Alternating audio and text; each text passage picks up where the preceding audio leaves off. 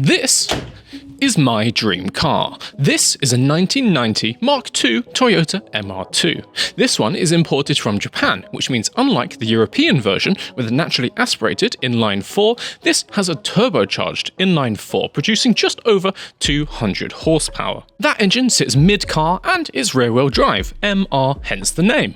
I have no idea where the 2 comes from. My one has quite a lot of custom engine pieces, which means that inline-4 is done up in this red and black theme to match the outside of the car. I got this thing about 4 years ago as a track day car, and I've been using it as just that, been taking it to track days. As well as all the custom engine pieces, it's got a big brake kit on the front, I've given it new anti-roll bars, and it's got all new wheels and tyres with semi-slicks for that extra grip around the corners. I love this car, I've had so much fun with it, but I'm getting rid of it.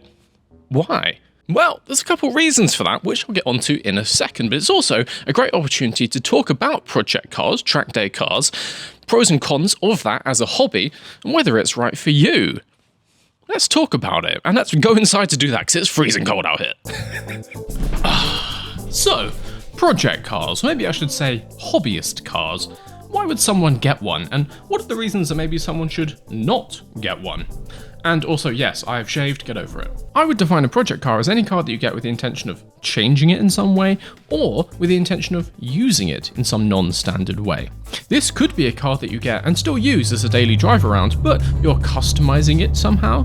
Or it could be a car like mine that you keep in a garage that only comes out on special occasions. Basically, it's anything other than a normal new or second-hand car that you use for driving to work or to the shops or wherever else. I don't know where normal people go, I never leave this room anymore. There's a few reasons you might want to get a car like this. Maybe you enjoy making things and slowly building up a project until it's completed. And if you have an appreciation for the things that came before, then restoring a classic car might be for you. Maybe you want to express yourself and stand out while you're driving around, and so you want to get a car and add some new wheels, respray it, maybe get a wrap job, and do some extra little details to make it uniquely yours. Or maybe, like me, you enjoy absolutely sending a car at every available opportunity, but you don't want to get any more points on your license, and so you want to get a car to take to a track instead. Not going to discuss how many points I might have on my license. There's a lot of reasons to get a project car. It's a great hobby to have. It's a very open-ended hobby. There's always something else you could do to it, and so you're never going to get bored, and it's an excellent opportunity to get creative, get your hands dirty. If you work at a desk all day, it's a nice little escape. And if you have a car like this, well then, you have a car like this. It's yours. You can just take it out and drive around at any time you want. No need to book a track, no need to rent a car, no need to sit through the safety explanation at the start of a karting session. But, you know, when I say you can go out anytime, it's not quite any time, because the truth of the matter is that lots of project cars are going to spend a lot of the time broken.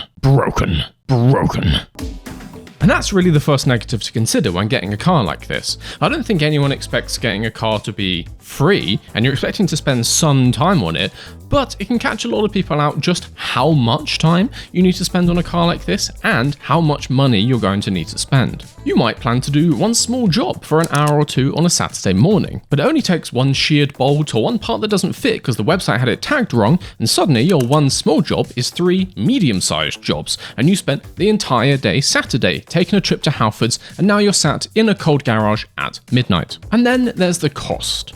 There are obviously the costs that you will have predicted before getting a car like this, you know, getting in some tools if you didn't have them already, maybe some new tyres, road tax, an MOT, that kind of thing, but I guarantee there is going to be something that you haven't considered. Even just random consumables can add up quite quickly if you have to get specialised ones for an older car. Think filters, brake fluid, brakes, and that's before you start getting inspiration for all the other stuff you could change on your car and start looking up the prices. And while a later style light cluster is only £130 each side, then I could get the flush center panel for $49.99, and I've just spent £310 and I can't make rent. Even if you're not spending money on lots of new bits and you already have all the tools that you need, I guarantee that with a car like this you are going to be spending some money on random services. A project car almost always means a random emergency garage visit from time to time, or a roadside recovery, or some new tools because you snapped something, or a hotel on top of a track day visit because you didn't realise that Cadwell Park is 210 miles away, or the cost of replacing a section of the barrier at the Nürburgring because basically you're an idiot. And now you're an idiot who hates yourself because you've just seen how much it costs to replace. How much for one piece of barrier? Do not crash at the Nürburgring, trust me.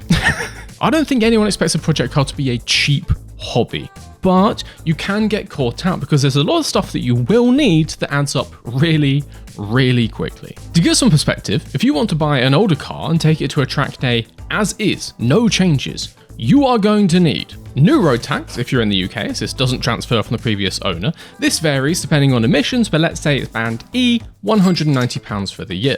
A track day ticket, let's say Bedford Autodrome on February 22nd, £143. A helmet, cheapest open face ones are about £100, but mine cost more like $350. 1 to 2 tanks of petrol to get there and drive around. If you've got a 50-litre tank, that's about £130 right now. About 1/4 the life of a set of tyres, or let's just say one tyre, which is about 100 quid. Some random other ancillary things that are going to get worn down or broken while you're there. Think things like brake pads. Let's put aside £25 for those. And then don't forget lunch and a coffee. If you're on a track day, you are in the track. There's nowhere else you can go. That's 10 quid. Bringing the total for our very first track day to a cool £698-ish. Obviously, it's cheaper after that as you don't have to buy tax and a helmet again, but that's just giving you some idea of the costs involved with this hobby. Sadly, that means this is not a hobby for everyone, as you're going to need a decent amount of money coming in or some saved away if you're going to make this work. And on top of that, you're going to need time. You also need the time to work on the car, but you also need to move it around the place, go out and get the things that you need, clean up after yourself, explain to your friends and family why they never see you anymore. It takes a lot of time, and as time is money and money is time, this is all one big issue the way that I see it. And then we need to talk about another negative, or at least another thing to consider with project cars: space. This is going to sound really obvious to some of you, but it can catch people out. You are going to need a lot of space to keep and work on this car. Firstly, you need somewhere to park it, and if you already have a car as your daily driver, then you need 2 parking spaces, which in some parts of the world are not that easy to come by. And then even beyond parking it, you need space to actually work on it. You need to be able to get around it, take the wheels off, get a jack under it, move around with various tools. It's bigger than just a normal parking space. Maybe you have a pretty long driveway and so you can get 2 cars end to end, or a driveway in front of a garage, and so you can put the project car at the back. Okay, cool. But if it's a bit of a squeeze, and my garage is definitely a bit of a squeeze, do you have space to actually get tools in there? Can you swing a breaker bar on a stud and chassis bolt? In my case, no.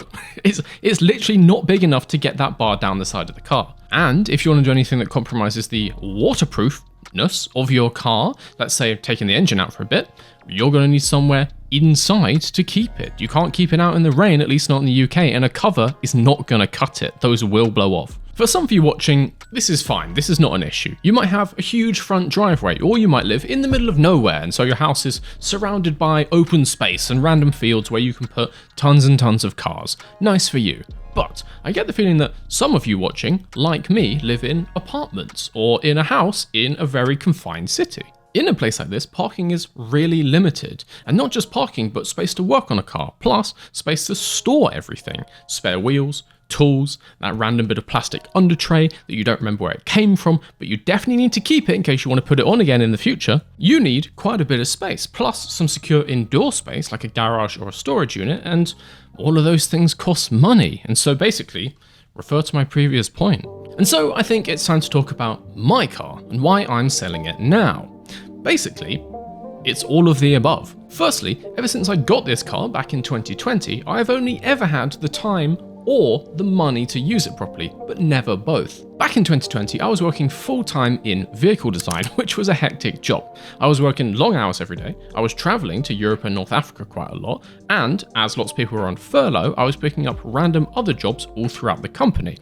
It was a lot. In the evenings on a weekday, I had absolutely no time. And then in the weekends, I had no energy to properly commit to this car. I left that job in 2021 to become a freelance video editor, and then basically I had no money. So I then went back to engineering for a year in 2023, and I had no time again, and also no money seemingly because inflation started happening. And then in 2024, I quit once more and basically made YouTube my full-time job. The channel was going well, don't get me wrong, and I get a few sponsors, but I am by no means making loads of money, and I'm making less than I was back in engineering. This last year, trying to take YouTube full-time has been propped up by some savings I had, and so I couldn't justify also spending money on the car. And now, those savings are basically gone.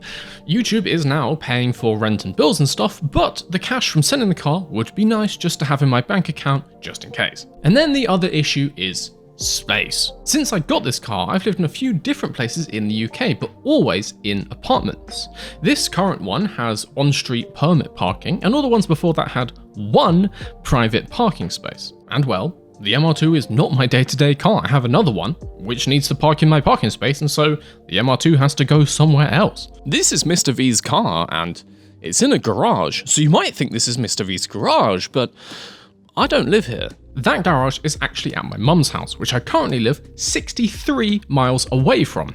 Not too convenient if I just want to pop down for a minute. And now, she's moving house. She's just about to sell her one, and so the garage is going away. I can no longer keep it there. So I thought, rather than try and move the car, find somewhere else for it to live, it made a lot more sense to just sell it and maybe get another one in the future when I'm a bit more comfortable. And so this beautiful red baby Ferrari is going up for sale. The timing is not ideal in the slightest because the starter motor died just before Christmas. On the morning I had it booked to go to an MOT, so that was a fun day. But basically, it can't stay there any longer, it has to go, so I've discounted it quite a bit and I've put it up for sale. I've listed it in a bundle with basically everything that I have for it, which means it comes with its set of silver road tyre wheels, which yes, are from a Nissan 300ZX, and no, I don't know why it has them, it just had them when I bought it.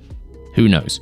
It then also has a spare set of black Japan racing wheels with semi-slick tyres, a white line anti-roll bar kit that I never got around to attaching, and all the other original parts which I took out to save on weight. It's available to view online right now. I'll put a link down below, and so if you're interested, you can get in touch. If someone from the channel does decide to buy this thing, I will also add in loads of cargo vroom vroom merch to sweeten the deal, and also you will know that you have a bit of the history of this channel because you may not have been aware that this car is the reason that Mr. V's Garage started. I obviously focus on Formula 1 now, but my original intention for this channel was to do up this car, to document my process going through it, inspired by the Money Pit series on Donut Media. I filmed a number of episodes with this car, an intro to the project, fitting new wheels and tyres, a short throw shifter, and a massive project of adding a big brake kit to the front all on my own on the driveway. Those were up on the channel and you may have seen them, but they are all unlisted. Now, let's just say the quality is not there. I'd love to do something like this again in the future with the better video quality I now have, but for the time being, I'm going to focus on building up the channel with my green screen nonsense, at least until I don't have to worry about rent each month, and then maybe in the future when the channel's bigger, might get a sponsor for the project so I can do some crazy stuff to a car. But for now, no more project car for me. I hope it finds a good new home, and I hope whoever takes it can enjoy it more than I could. But even once it's left Mr. V's, Mum's garage, it will always live on in the history of this channel. Up there in the channel banner on my channel page. I was going to say homepage. The channel banner, you know what I mean. I hope you found this interesting, and I hope it didn't scare you off if you were thinking about getting a project car sometime soon. It's an amazing hobby to have. It is so much fun, and it's very rewarding to actually just build something and see it work well. It just costs some money. But then again, nothing in life is free. I've been Mr. V, and I'll see you later.